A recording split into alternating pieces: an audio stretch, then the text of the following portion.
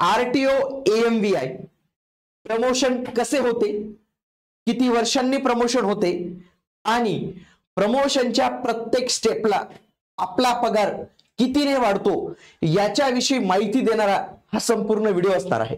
नमस्कार, मी गणेश वानकर. इग्नाइट अकॅडमीच्या प्लॅटफॉर्मवर मी तुम्हा सर्वांचे स्वागत करतो. आजचा आपला व्हिडिओ खूप खास असणार आहे. असा व्हिडिओ तुम्हाला युट्यूबवर कुठेही बघायला मिळणार नाही. हा याच्यानंतर हा आल्यानंतर कॉपी होऊ शकते, पण आतापर्यंत तर असा व्हिडिओ नाही. या व्हिडिओसाठी आपण जे कार्यरत अधिकारी आहेत त्यांच्याकडून माहिती घेतली. शासनाचे जे विविध GR आहे, परिपत्रक आहेत, निर्णय आहेत, तर त्या सगळ्यांचा अभ्यास करून आपण आजचा हा व्हिडिओ जो आहे विथ प्रूफ बनवलेला आहे.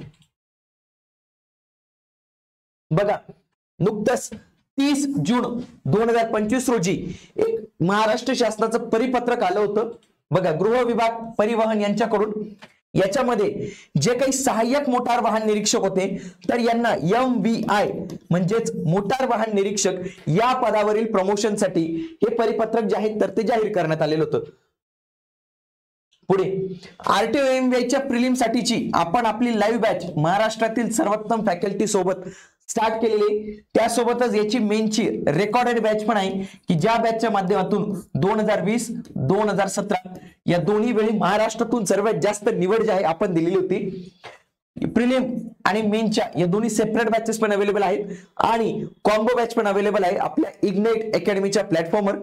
याच्यासाठी तुम्हाला यूज करायचा आहे GM10 हा कोड. हा कोड यूज केल्यावर तुम्हाला फ्लॅट 10% ऑफ जे आहे तर ते मिळून जाणार आहे. बघा, मोटार वाहन विभागाची रचना आपण पाहूया. परिवहन आयुक्त ज्यांना म्हणतात ट्रान्सपोर्ट कमिशनर, हे मोटार वाहन विभागाचे विभाग प्रमुख असून त्यांचे मुख्यालय मुंबई येथे असते. राज्यामध्ये एकूण 24 प्रादेशिक परिवहन कार्यालय आणि 34 उपप्रादेशिक परिवहन कार्यालय उपलब्ध आहेत. आणि भविष्यात जेव्हा ही कार्यालय वाढतात, फॉर एक्झाम्पल ही झाली 24 ची 26 झाली, ही 34 ची 38 झाली, ज्यावेळी हे कार्यालय वाढतात त्यासोबतच पदांच्या संख्या देखील ज्या आहे तर त्या वाढत असतात. प्रादेशिक परिवहन अधिकारी हे प्रादेशिक परिवहन कार्यालयाचे प्रमुख असतात. कोण? प्रादेशिक परिवहन अधिकारी, ज्याला काय म्हणतो आपण RTO. पुढे त्याचप्रमाणे उपप्रादेशिक परिवहन अधिकारी हे उपप्रादेशिक परिवहन म्हणजे या विभागाचे कोण असतात? Deputy RTO. राज्याच्या सीमेलगत 22 सीमा तपासणी नाके कार्यरत असून परप्रांतातून येणाऱ्या वाहनांची तपासणी आणि कर वसुली करण्याची कामे अशा सीमा तपासणी नाक्यावर प्रामुख्याने करण्यात येते. राज्यातील प्रादेशिक परिवहन कार्यालय आणि त्यांच्या अधीनस्थ उपप्रादेशिक कार्यालय आणि सीमा तपासणी नाके यांचे तपशील पुढे प्रमाणे आहे. मेन म्हणजे काय की हा विभाग कशा पद्धतीने असतो ते आपण समजून घेतलं. याचे जर आपण रिक्त पद पाहिली तर ते महत्वाचं आहे, कारण की प्रमोशनसाठी पहिली जी अट असते ना ती म्हणजे रिक्त पद पाहिजे ना वरती. म्हणजे बघा, गट अ, ब, क, ड. बघा, 31/3/2025 म्हणजे लेटेस्टची आकडेवारी आहे. ज्याच्यात गट ड संवर्गात जर मंजूर पदेच नाही आहेत तर तीच आता कमी करायची 105. बघा, याच्यामध्ये गट क मध्ये 314 पद रिक्त आहेत, गट ब मध्ये 558 पद रिक्त आहेत आणि गट अ मध्ये जवळपास 129 पद जे आहेत तर ते रिक्त आहेत. नुकतेच काही परिवहन कार्यक्षेत्र पण तयार करण्यात आले, जसं की MH54 हा तयार करण्यात आला होता बडगाव पाचोरा, आणि त्याच्यानंतर MH53 फलटण पण नवीन तयार करण्यात आलेले. ही मी माहिती तुम्हाला का सांगतोय, कारण की जोपर्यंत तुम्हाला ही माहिती समजत नाही तोपर्यंत तुम्हाला प्रमोशनचा खेळ समजणार नाही. पुढे प्रमोशन कसे होते? बघा, प्रमोशनसाठी काही ठराविक वर्ष तुम्हाला कंप्लीट करावे लागतात, पण प्रमोशन होईलच असा काही ठराविक कालावधी नसतो. म्हणजे फॉर एक्झाम्पल असं सांगितलंय की 5 वर्षाची सर्व्हिस पूर्ण पाहिजे तर 5 वर्षाच्या सर्व्हिस नंतर ऑटोमॅटिक तुम्हाला प्रमोशन मिळतच असं होत नाही. विभागीय परीक्षा पण देता येते ज्याच्यामध्ये तुमचा प्रमोशनचा कालावधी हा कमी होऊन जातो, म्हणजे लवकर प्रमोशन मिळतं. आणि प्रमोशन हे उपलब्ध जागेच्या आधारावरच होते, म्हणजे जेवढे पद रिक्त असतील तर त्या पदांच्या आधारेच जे आहे तर तुमचं प्रमोशन होत असतं. पुढे आता एक प्रॉपरली आता आपण पुढे जे आहे तर ते स्टेप बाय स्टेप समजून घेऊया. सगळ्यात आधी तुम्ही कशाला जॉईन होतात? बघा, AMVI सहाय्यक मोटार वाहन निरीक्षक या पदावर तुम्ही जे आहे तर ते रुजू होतात. ते एक अराजपत्रित पद आहे, नॉन गॅजेटेड पद आहे. त्याच्यासाठी वेतन असते S14 म्हणजे 38,700 ते 1,22,800 एवढं तुम्हाला वेतन मिळत असतं. पुन्हा जेव्हा तुमचे 5 वर्ष सलग तुम्ही देतात त्याच्यानंतर तुम्ही विभागीय परीक्षा देऊ शकतात आणि यांची विभागीय परीक्षा ते फॉर एक्झाम्पल बघा पुणे केंद्र येथील सहाय्यक मोटार वाहन निरीक्षक निकाल म्हणजे काय की यांचा पेपर झालेला होता बघा 24/11/2023 चा, याची पीडीएफ पण आहे, कोण कोण क्वालिफाय झाले कोण कोण नाही. पुन्हा बघा औरंगाबाद केंद्र सहाय्यक मोटार वाहन निरीक्षक निकाल, ठाणे केंद्र सहाय्यक मोटार वाहन निरीक्षक, नागपूर केंद्र सहाय्यक मोटार वाहन निरीक्षक. म्हणजे काय की त्यांची परीक्षा होते हे आपल्याला कळालं, हे प्रूफ झालं की विभागीय परीक्षा होते.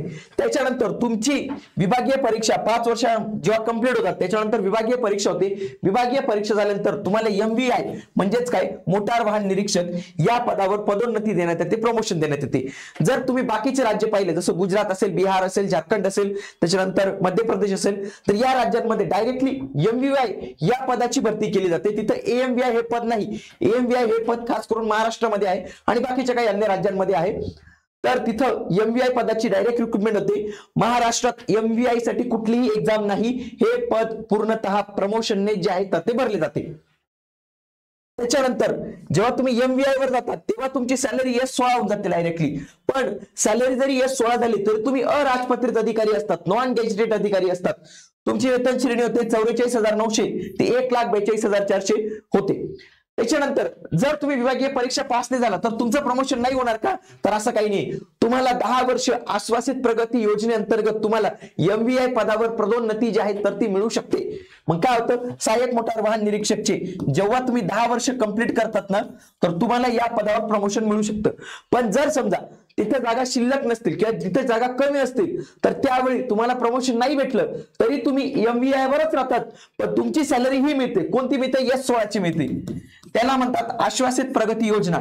10 वर्ष कंप्लीट झाल्यावर ऑटोमॅटिक सर्वांना S16 ची वेतन श्रेणी ही लागू होऊन जाते. म्हणजे त्यांचं पेमेंट S14 वरून S16 ऑटोमॅटिक होऊन जातं 10 वर्षाचं. पण त्याच्या आधी जर पाहिजे असेल तर त्याच्या आधी विभागीय परीक्षा तुम्हाला द्यावी लागते, डिपार्टमेंटल. पुढे मोटार वाहन निरीक्षक झाले. पुन्हा 2 वर्ष सलग सर्व्हिस दिली, 2 वर्ष, 2 ते 3 वर्ष असते. त्याच्यानंतर तुम्ही विभागीय परीक्षा देऊन काय होतात, सहाय्यक प्रादेशिक परिवहन अधिकारी ज्याला म्हणतात ARTO हे पद राज्यसेवा या परीक्षेमधनं भरलं जातं. आणि लक्षात घ्या याची वेतन श्रेणी आणि याची वेतन श्रेणी सारखीच आहे, परंतु दोघांमध्ये एक फरक आहे की हे अराजपत्रित आहे आणि हे राजपत्रित आहे, म्हणजे गॅजेटेड पोस्ट आहे. याची पण वेतन श्रेणी S16 आहे. याची परीक्षा होते. फॉर एक्झाम्पल तुम्हाला प्रूफ दाखवतो. मोटार वाहन निरीक्षक महाराष्ट्र राज्य मोटार वाहन निरीक्षक यांची विभागीय परीक्षा ऑक्टोबर 2023 बघा, ठाणे केंद्र. मग इथे बघा कोण कोण, हे बघा हे अनुत्तीर्ण उत्तीर्ण झाले बघा, हे उत्तीर्ण झाले.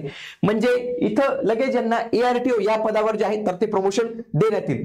कळालं तुम्हाला? पुन्हा मोटार वाहन निरीक्षक या पदावरून जर तुमची 10 वर्ष कंप्लीट झाली ऑटोमॅटिक आश्वासित प्रगती योजनेअंतर्गत ARTO साठी असलेले वेतन आणि ARTO पदावर तुमची ऑटोमॅटिक काय होऊन जाते, नियुक्ती होऊन जाते. पुढे झाले तुम्ही आता ARTO झाले, राजपत्रित झाले. पुन्हा विभागीय परीक्षा देऊन तुम्ही काय होऊ शकतात, उपप्रादेशिक परिवहन अधिकारी ज्याला आपण म्हणतो डेप्युटी RTO. फॉर एक्झाम्पल इथं बघा सहाय्यक प्रादेशिक परिवहन अधिकारी यांची विभागीय परीक्षा जानेवारी 2023 म्हणजे काय यांची परीक्षा होती हे आपल्याला कळालं. बघा मोटार वाहन निरीक्षक महाराष्ट्र राज्य, मग याच्यामध्ये दिसतं बघा हे उत्तीर्ण तरी काही व्यक्तींची नाव आहेत. म्हणजे काय इथं तुम्ही काही सर्व्हिसची वर्ष पूर्ण केल्यानंतर तुम्हाला विभागीय परीक्षा देता येते. विभागीय परीक्षा दिली तर तुम्ही डेप्युटी RTO होतात. तसेच इथून पुन्हा 10 वर्ष तुम्हाला याची सॅलरी जी आहे S17 तर ती लागू होऊन जाते. याला S17 ची असते 47,700 ते 1,51,100 एवढी असते. म्हणजे आश्वासित प्रगती योजना ही तुम्हाला 10 वर्षाच्या गॅपने मिळते. म्हणजे 10 वर्ष पहिले तुम्हाला मिळते MVI या पदावर, 10 वर्ष कंप्लीट झाली AMVI पदावर, त्याच्यानंतर ARTO या पदावर आणि डेप्युटी RTO या पदावरचे असे 30 वर्ष तुम्हाला फिक्स जे आहेत तर ते मिळतात. पण काही उमेदवार ARTO पासूनच बाद होऊन जातात कारण की त्यांच्या सर्व्हिसचे तेवढी वर्ष निघून जातात. पण जो कोणी विभागीय परीक्षा देत जातो ना त्याला मात्र पुढे संधी जी आहे तर ती मिळत असते. मग तो काय होतो, डेप्युटी RTO ला सॅलरी किती असते, S17 ची.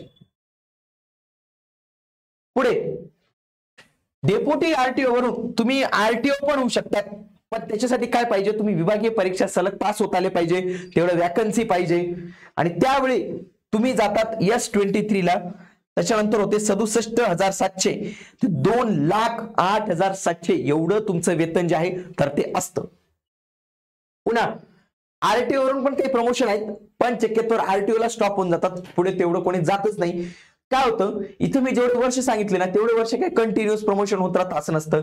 प्रमोशन मध्ये थांबतं, कोणी केस करतं, कोणी बॅचेस चालतं, तर अशा काही अनेक घटना चालत असतात. पण जर तुम्हाला सांगायचं झालं तर आरटीओच्या पुढचं पद जे असतं ना ते असतं डेप्युटी ट्रान्सपोर्ट कमिशनर, म्हणजे त्याला म्हणतात डेप्युटी टीसी.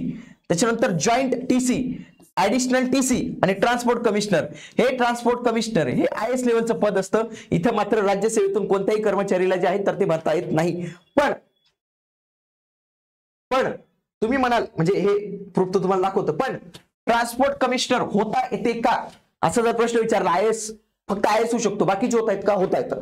कोणाला होता येतं? ARTO ला होता येतं, कारण की त्याची सर्व्हिस तेवढी बाकी राहते. म्हणजे फॉर एक्झाम्पल तुम्हाला प्रूफ म्हणून हा एक GR दाखवतो बघा. महाराष्ट्र शासन 17 फेब्रुवारी 2017 याच्यामध्ये काय सांगितलेलं आहे, 2017 मध्ये निवड सूची 2016 नुसार भारतीय प्रशासन सेवेत नियुक्त करण्याकरता अधिकाऱ्यांची शिफारस करण्याबाबत ही शिफारस केंद्राकडे करण्यात येते आणि यांना IAS लेवलचं प्रमोशन जे आहे तर ते मिळून जातो. कोणाला? ARTO ला मिळू शकतं, कारण की त्याची सर्व्हिस असते. AMVI ला इथपर्यंत जाताच येत नाही आणि ते शक्यच होणार नाही कोणी. पुन्हा मी जेवढे काही तुम्हाला पेमेंट सांगितले तर हे पेमेंट आपण महाराष्ट्र शासनाच्या ज्या काही वेबसाईट्सवर दिले आहेत वित्त विभागाकडून त्यांचे मंजूर, तर तेच तुम्हाला प्रॉपर प्रूफ नुसार सांगितलेले आहेत. बघा हे प्रॉपर प्रूफ आहेत. म्हणजे कोणी म्हणेल की सर हे पेमेंट रॉंग सांगितलं, ते पेमेंट रॉंग सांगितलं, तर हे संपूर्ण त्यांची PDF जी आहे त्याच्यामधूनच आपण माहिती घेतलेली आहे. तुम्हाला एक ओव्हरऑल जे देऊन देऊ आपण की किती पगार जे आहे तर ती वाढत असते. जेव्हा तुम्ही AMVI वर असतात, AMVI वर, तेव्हा तुम्हाला 4300चं ग्रेड पे असतं, S14 ची वेतन श्रेणी असते. जेव्हा तुम्ही पुढे जातात काय होतात, MVI तुमची ग्रेड पे होतं 4500 आणि S16 ची वेतन श्रेणी असते. पुन्हा तुम्ही होतात ARTO या पदाला जातात, त्यावेळी मात्र तुमचं ग्रेड पे हे जास्त आहे बघा, 4600 रुपये ग्रेड पे आहे आणि S16 चीच वेतन श्रेणी मात्र. पुढे तुम्ही काय होतात, डेप्युटी RTO होतात. डेप्युटी RTO ला S17 ची आहे पण ग्रेड पे मात्र 4800चा आहे. पुढे तुम्ही RTO पर्यंत जातात आणि 6700 ग्रेड पे आहे आणि STV ची जी आहे तर ती याची सॅलरी लेवल आपल्याला इथं बघायला मिळते. तर अशा पद्धतीने मित्रांनो आपण संपूर्ण प्रमोशन आपलं कसं होतं, किती वर्षांनी होतं याच्याविषयी माहिती जाणून घेतली. तुम्हाला हा व्हिडिओ नक्कीच आवडला असेल, कारण की याविषयीची माहिती तुम्हाला आतापर्यंत युट्यूबवर कुठेही बघायला मिळाली नसेल. म्हणून या व्हिडिओला लाईक करा आणि तुमच्या मित्रांपर्यंत अवश्य शेअर करा. आणि तसेच लक्षात घ्या, RTO AMVI ची लाईव्ह स्वरूपातली PYQ सिरीज आपल्या इग्नाइट अकॅडमीच्या प्लॅटफॉर्मवर आपण युट्यूबवर फ्री मध्ये सुरू केलेली, तर ते देखील तुम्ही व्हिडिओ नक्की बघत चला. ज्यांना प्रिलिम आणि मेन्सची बॅच आवश्यक असेल, लावायची असेल, तर ते इग्नाइट अकॅडमीचं ऍप्लिकेशन डाउनलोड करून प्रिलिम, मेन्स किंवा कॉम्बोची बॅच जी आहे तर ते जॉईन करू शकतात. बॅच जॉईन करताना लक्षात ठेवा GM10 कोड यूज करा, तर या प्राइसवर देखील तुम्हाला फ्लॅट 10% ऑफ जे आहे तर ते मिळून जाणार आहे. इग्नाइट अकॅडमीने आपले दर्जेदार कोर्सेस बाकीच्या स्ट्रीम मध्ये पण सुरू केलेले आहेत, ज्याच्यात शालेय स्पर्धा परीक्षा असेल, कृषी असेल, पोलीस असेल, MPSC UPSCच्या डिस्क्रिप्टिव्ह बॅचेस, ज्यामधून ARTO नावाचं पद जे आहे तर ते भरलं जातं, तर त्याच्या सर्वांच्या बॅचेस आपल्या इग्नाइट अकॅडमीच्या ऍप्लिकेशनवर उपलब्ध आहेत. भेटूया आता आपण पुढील व्हिडिओमध्ये. तोपर्यंत जय हिंद, जय महाराष्ट्र, धन्यवाद.